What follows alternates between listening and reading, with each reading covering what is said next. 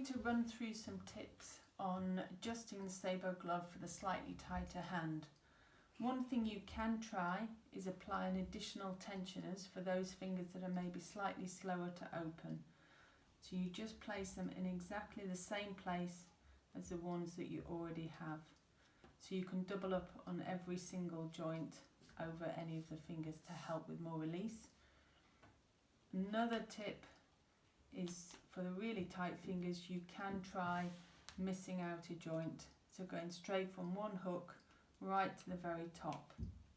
But I would only try that on really tight fingers to provide a release. Also try not picking up anything that's too small, because that will make it really challenging and then harder to open. So go for slightly larger objects, so about 3 or 4 inches in diameter, and also make it less challenging for the shoulder and elbow. So go with lower level tasks with opening.